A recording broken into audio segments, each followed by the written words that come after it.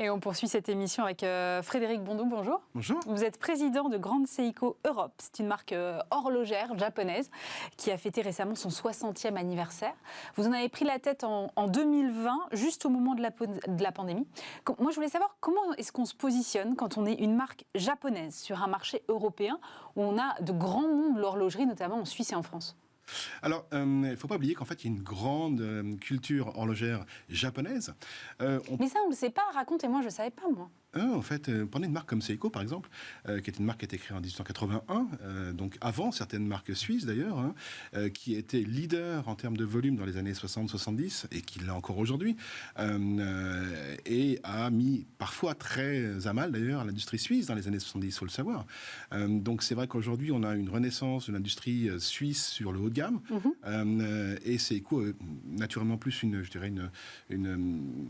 option sur le volume, à part qu'en 1960 est créée au sein de Seiko Watch Corporation une entité indépendante qu'on appelle Grand Seiko, qui est un produit en fait basé sur trois principes: la lisibilité, la beauté et tout ce qui va être précision et aspect technique. C'est une pièce qui est tellement particulière qu'elle est produite à la main, encore aujourd'hui d'ailleurs, avec une production qui est très faible et qui est de facto réservée au marché domestique japonais. Et ça pendant 50 ans. Alors pour revenir à votre question, je dirais qu'on a le même langage que les Suisses, mais on n'a pas la même grammaire. D'accord. Et donc, du coup, c'est cette nouvelle grammaire que vous essayez de développer en Europe? Absolument. Depuis maintenant 10 ans, en fait, exactement en 2010, les Japonais ont décidé de pouvoir promouvoir Grand Seiko en dehors de l'archipel. Et à cette vocation, donc, il y a eu une séparation des marques Seiko et Grand Seiko qui a pris place en 2017. On a créé pour cela aussi une structure aux États-Unis qui s'appelle Grand Seiko Corporation of America, qui est dédiée à la distribution et au marketing de cette maison sur le territoire nord-américain, États-Unis et Canada. Et aujourd'hui, on a un succès absolument incroyable sur les États-Unis, d'ailleurs, cette structure est tenue par un Français. Aujourd'hui, les Japonais ont l'intention d'avoir un petit peu la même success story en Europe qu'on a aujourd'hui aux États-Unis. Vous-même, vous êtes passé par d'autres marques horlogères avant de prendre oui, je suis un vétéran un petit peu. de l'horlogerie. Et qu'est-ce qui différencie, selon vous, cette marque que vous dirigez aujourd'hui par rapport aux grandes maisons par lesquelles vous êtes passé auparavant, Omega, Longines? Alors aujourd'hui, en fait, beaucoup de maisons, je ne vais pas donner de nom parce que ce n'est pas ma vocation ici, ont en fait des codes du luxe avec des produits de très très bonne qualité, mais qui restent en fait des produits à vocation industrielle, même si les manufactures sont absolument fantastiques. Grand Seiko aujourd'hui n'est pas une maison de luxe, mais par contre est une maison de très haut de gamme, de fabrication d'horlogerie japonaise, qui est très différent. Aujourd'hui, nous, on a une production qui va être relativement faible, qui va être à peu près de 55 à 60 000 pièces par an. Tout est fait dans 2 sites de production, un au nord du Japon, à Morioka, qui est spécialisé dans tout ce qui est mouvement mécanique et remontage manuel, et un autre qui est près de Nagano, qui est spécialisé dans tout ce qu'on appelle le spring drive. Le spring drive est un mouvement très particulier, qui est une sorte de mouvement hybride. Ça veut dire quoi concrètement? En fait, c'est un mouvement qui a la précision d'un mouvement quartz avec la capacité technique d'un mouvement automatique. Et le groupe Seiko est le seul à avoir cette capacité aujourd'hui de production. Et ce Spring Drive est très particulier. On est dans quelle gamme de prix? Parce que vous dites on n'est pas luxe, on est très haut de gamme. Alors aujourd'hui, on a un prix moyen en Europe qui est de l'ordre de 7 000 € TTC, prix public. On vient de sortir une nouvelle gamme qu'on appelle Evolution 9, Evolution 9 en français, qui reprend les codes esthétiques de base des années 1960, avec encore une fois une évolution en fait de la gamme pour la nouvelle génération. C'est un nouveau visage en fait de la marque qui est en train de se mettre en place, basé encore sur 3 piliers. Le premier, c'est un pilier esthétique, encore une fois, parce que l'esthétisme est très important au Japon. Ensuite, un pilier de lecture. Le fait d'avoir une lecture qui est facilitée est une chose très importante. Et naturellement, après, un pilier qui est lié à une bicéphalité entre le confort et l'aspect technique. On a sorti 2 nouveaux mouvements absolument somptueux, justement, il y a 2 ans pour fêter la 60e anniversaire de la maison. Et cette Evolution 9 commence, en termes de gamme, à 9 500 €. Vous me dites qu'il y a des spécificités visiblement techniques et j'entends bien l'innovation en tout cas que peut apporter votre marque. Est-ce qu'il y a aussi, et je suppose que la réponse est oui évidemment, des différences culturelles parce Oui, que, beaucoup. par rapport à une maison occidentale? Oui, tout à fait. Aujourd'hui, les Japonais sont des gens qui sont d'abord des techniciens de très très haute volée, avec une vision qui est maladive quasiment sur la finition des produits. Moi, quand je suis parti la première fois au Japon, j'ai voulu naturellement voir la manufacture. J'ai passé un petit peu de temps avec des horlogers à démonter, remonter un calibre, en fait, un mouvement. Et j'ai vu que au moment où les anglages sur les aiguilles étaient réalisés, ils faisaient les anglages à la main. Aujourd'hui, il n'y a plus de manufacture en Suisse qui fait les anglages à la main, peut-être encore quelques artisans indépendants, mais voilà, et j'ai posé la question, mais est-ce que c'est normal de faire les anglages à la main ou c'est pour moi? Et là, la réponse était très claire, mais en fait, ils ne comprenaient pas ma question. Pour eux, c'était une question absolument abscon, c'est juste une évidence. Donc, en fait, il y a une qualité de finition qui est absolument incroyable chez Grand Seiko. Aujourd'hui, un horloger qui va être qualifié pour travailler pour une montre Grand Seiko, c'est une personne qui va avoir approximativement en fonction de sa spécialité, entre 10 et 15 ans de pratique horlogère avant de pouvoir être qualifié pour travailler pour Grand Seiko. Donc on a la crème de la crème en termes d'artisanat. Et c'est vrai que la valeur manuelle, la valeur en fait aussi culturelle et historique et même... C'est une question en fait de garder la face. On ne peut pas au Japon ou en Asie, majoritairement en fait en Asie, mais aussi voilà, au Japon, promouvoir un produit sans être certain que le produit soit parfait. C'est une question de dignité, c'est une question de culture, c'est une question d'éducation. Donc oui, il y a beaucoup de différences culturelles en termes de marketing, en termes de production, entre ce qu'on peut trouver en Europe ou en Occident et ce qu'on trouve au Japon. J'ai lu que la culture de votre marque est très attachée à la nature. Et c'est vrai que quand on pense montre et horlogerie, on ne pense pas nécessairement à la nature. Comment est-ce que ça se traduit ? Alors encore une fois, c'est vraiment lié à l'esprit japonais. Le Japon est un archipel, donc c'est déjà en fait une île qui se doit de se suffire à elle-même. Les Japonais sont une structure sociétale très particulière aussi. Ce sont des gens qui sont très axés sur la culture japonaise et nippone et qui sont relativement fermés sur l'aspect extérieur. Ça a toujours été le cas. La mère nature, qui en fait vient nourrir la population, a toujours été considérée comme une chose très particulière qu'il faille protéger et qu'il faille naturellement regarder de manière différente. Aujourd'hui, la culture japonaise, je prends un exemple, par exemple, sur les saisons. En Europe, en Occident, on a 4 saisons, majoritairement, hein, si on se trouve effectivement à l'hémisphère nord ou à l'hémisphère sud. Enfin, en tout cas, pas dans les tropiques ni dans les équateurs.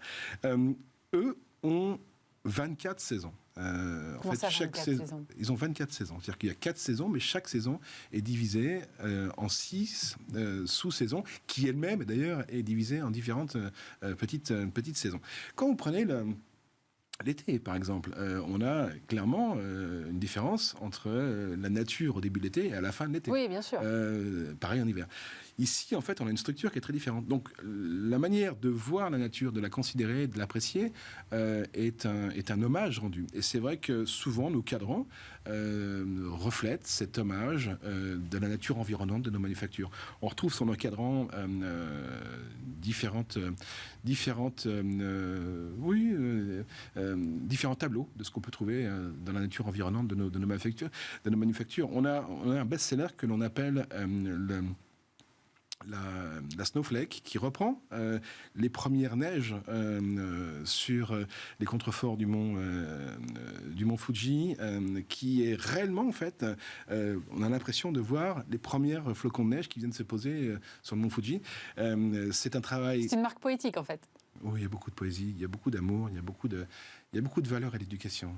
C'est une marque qui est très... J'avoue que je suis très fier de travailler pour Grand Seiko et de promouvoir Grand Seiko en Europe, parce que c'est une belle maison avec plein de valeurs qui, quelque part, sont très respectueuses de ce qu'est l'homme et l'humanité.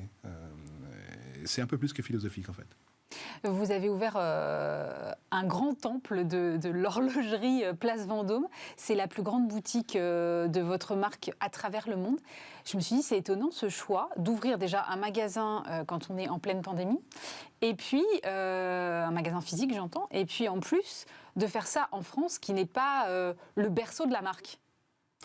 Alors, je me suis dit, c'est une démonstration de force. De quoi s'agit-il ? Il y a différents messages.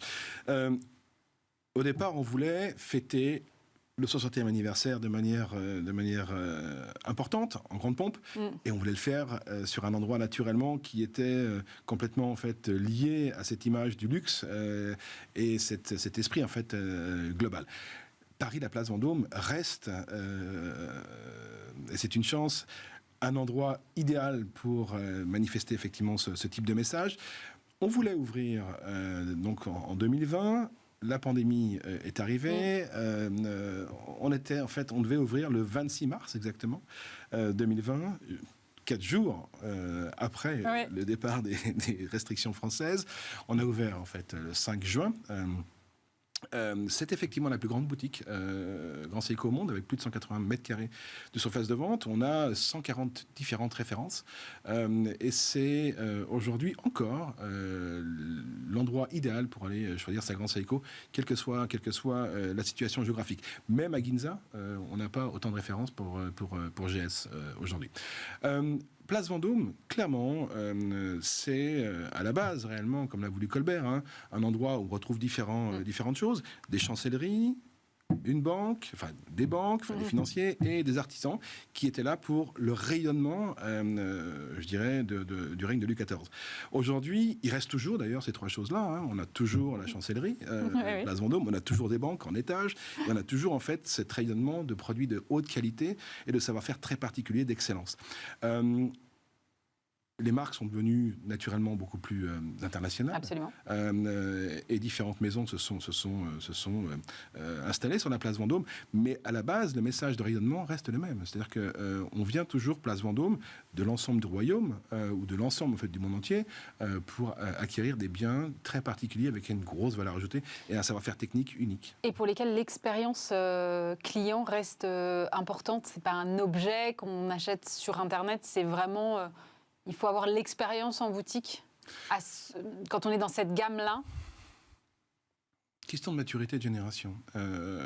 Aujourd'hui, des personnes plus âgées, plus matures, vont pas naturellement accéder directement sur un achat online. Est-ce que la nouvelle génération va le faire ? Peut-être plus facilement. C'est pas une question en fait. C'est pas une question de frein financier. C'est juste une question d'expérience. Aujourd'hui, je pense que le online et le offline sont très complémentaires. Je pense qu'aujourd'hui, on va d'abord considérer un achat potentiel sur le online. On va concrétiser, ou en tout cas, on va crédibiliser son émotion sur le offline. Et après, si l'achat se fait offline ou online, ça reste assez égal.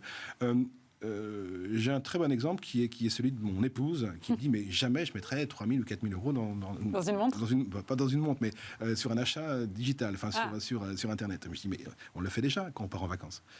Donc quelque part, c'est pas la même chose, mais on est prêt en fait à le faire. Cette transformation en fait financière sur l'achat online, il est inconsciemment déjà actif, quelle que soit la génération. Justement, quelle est la génération qui consomme vos produits aujourd'hui ? Alors, on a deux types de personnes. Quand moi j'ai créé la structure, je ne savais pas si l'audience de Grand Seiko était directement liée à la culture de Seiko et vraiment en fait des gens qui étaient des passionnés ou des fanats, des amateurs de Seiko allaient chercher le Graal avec Grand Seiko. Ou plutôt en fait des jeunes ou d'autres personnes qui arrivaient d'autres maisons qui vraiment cherchaient un produit de qualité exceptionnelle. Aujourd'hui, clairement, on a sur Vendôme 50% de notre volume qui est fait auprès d'une génération de moins de 30 ans. Donc c'est très jeune. La moitié. Oui, la moitié. C'est très jeune. C'est très étonnant parce qu'à ce niveau de prix... Oui et non. Nous, on a vraiment une clientèle naturellement relativement privilégiée. Bien sûr. Clairement. Donc l'argent n'est pas un argument sur Grand Seiko. On a des gens majoritairement de bonne éducation. Ce sont des gens faciles à travailler. Ils connaissent très très bien la marque. Ils sont déjà parfois possesseurs d'ailleurs. Et effectivement, 50% de nos ventes en volume se font à des gens de moins de 30 ans. Avec la pandémie, on a eu très très peu de touristes aujourd'hui, jusqu'à encore aujourd'hui sur Vendôme, à part quelques Américains cet été. Mais c'est vrai que, voilà, 80% de nos ventes se font à des Français. Et ce qui est très sympathique aussi de voir, c'est que la marque est très addictive. C'est-à-dire que le nombre de personnes qui reviennent racheter une GS à Vendôme, par exemple, est relativement important. On a un taux de transformation sur Vendôme qui est très, très qualifié. Il est clair qu'aujourd'hui, c'est un monomarque, monoproduit. Donc, quand vous rentrez chez Grand Seiko, c'est pas pour acheter autre chose qu'une Grand Seiko. Bien sûr. Et ça, c'est une chose qui est assez forte. En parallèle de cette boutique, on a aujourd'hui en Europe 70 points de vente d'un très bon niveau de qualité de distribution en termes de marque ou de portefeuille de marque, qui sont toutes situées dans des endroits stratégiques en termes de chalandise haut de gamme. Et on a aujourd'hui, entre le départ de la structure en 2020 et aujourd'hui, on a plus que triplé le chiffre d'affaires. Donc même si on a eu une période quasiment de 4 mois de fermeture d'activité sur le premier fiscal, sur Grand Seiko Europe, et quasiment 2 mois et demi sur le deuxième fiscal, on a réellement une appétence qui est importante et on a ouvert des très beaux points de vente avec des rotations très intéressantes. Vous allez continuer à en ouvrir ? Alors, oui, j'aimerais en fait arriver à une structure en Europe où on est... L'Europe, c'est pour moi le Benelux, l'Allemagne, l'Italie, la France et la Suisse. On sera entre 80 et 85 points de vente grand maximum. On a une petite production. Je ne veux pas avoir une distribution qui soit pléthorique parce qu'après, c'est pas qualitatif. Et on a des partenaires qui sont des gens qui se sont engagés, comme nous engageons, sur un aspect très humain. Moi, je suis une personne relativement... j'aime beaucoup cet aspect humain. Pour moi, c'est important, la confiance. Et on s'engage sur du long terme. Merci beaucoup, Frédéric Bondou. Je rappelle que vous êtes président de Grand Seiko Europe. Merci d'avoir été avec nous. Avec plaisir, madame.